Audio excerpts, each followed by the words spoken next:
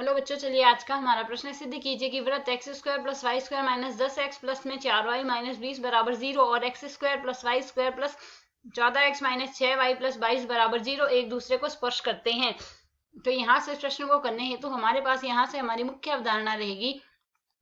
मुख्य अवधारणा यहाँ से हम लेके चलेंगे, यदि हम यहाँ से पहले वृत्त का केंद्र C1 माने और दूसरे वृत्त का केंद्र हम यदि यहाँ से C2 माने और यदि यह दोनों वृत्त हमारे पास स्पर्श कर रहे हो तो C1 व C2 के मध्य की दूरी पहले वृत्त की त्रिज्या R1 व दूसरे वृत्त की त्रिज्या यदि R2 हो तो C1 व C2 के मध्य की दूरी बराबर आएगी R1 प्लस R2 की। यदि प्रश्न के अनुसार हम यहाँ से देखें, पहला वृत्त है हमारे पास X square plus Y square plus minus में 10x है प्लस में 4y है माइनस में 4y है माइनस में 20 है बराबर 0 है। तो यदि हम यहाँ से इसकी तुलना व्यापक समीकरण से करें, x square plus Y square plus 2gx है प्लस में 2fy है प्लस में c है बराबर यदि 0 हो तो इस वृत्त का जो केंद्र आता है वह हमारे पास लिखा जाता है माइनस का g माइनस का f और यहाँ से त्रिज्या r बराबर लिखी जाती है अंडर रूट g का स्क्वायर प्लस f का स्क्वायर माइनस में c के बराबर। तो यदि हम यहाँ से देखें, इस वृत्त का केंद्र हमारे पास क्या आ जाएगा, C1 से प्रदर्शित कर दे, C1 आएगा हमारे पास प्लस का 5 आ गया माइनस का 2 आ जाएगा। यहाँ से इसकी त्रिज्या यदि R1 से प्रदर्शित करें तो यह आएगा 5 का स्क्वायर 25, 2 का स्क्वायर 4 माइनस माइनस हो जाएगा प्लस 20 आ गया।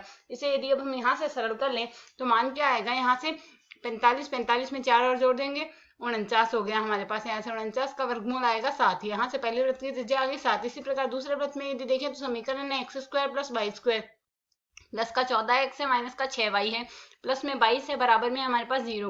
तो इस वृत्त का जो केंद्र है C2 से यदि प्रदर्शित करें, केंद्र हमारे पास क्या आएगा 7 माइनस का और यहाँ से y का स्थान y का गुणांक माइनस से आधा आएगा माइनस 3 और प्लस में चेंज करेंगे माइनस माइनस प्लस हो जाएगा प्लस का 3 आ गया और यहाँ से त्रिज्या R2 बराबर क्या आएगी वर्गमूल 49 प्लस 3 का वर्ग आएगा 9 और माइनस 22 आ जाएगा, यही आएगा। इसे यदि हम सरल करते हैं तो यहाँ से हमारे पास मान क्या आएगा 36 का वर्गमूल आएगा 6।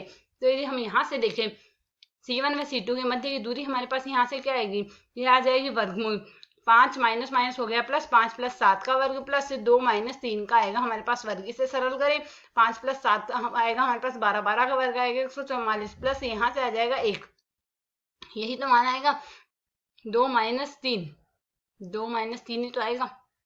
यहाँ से माफ कीजिएगा हमारे पास माइनस का 2 आ रहा है तो माइनस 2 माइनस 3 हो जाएगा तो माइनस 5 आएगा, माइनस 5 का वर्ग आ जाएगा हमारे पास यहाँ से 25।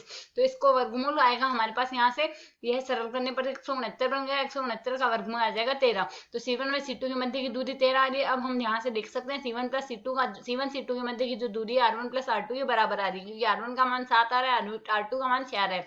अर्थात यहाँ से हम कह सकते हैं दोनों वृत्त हमारे पास यहाँ पर स्पर्श कर रहे हैं और हमें यहाँ से यही सिद्ध करना था। आशा है समझ आया। धन्यवाद।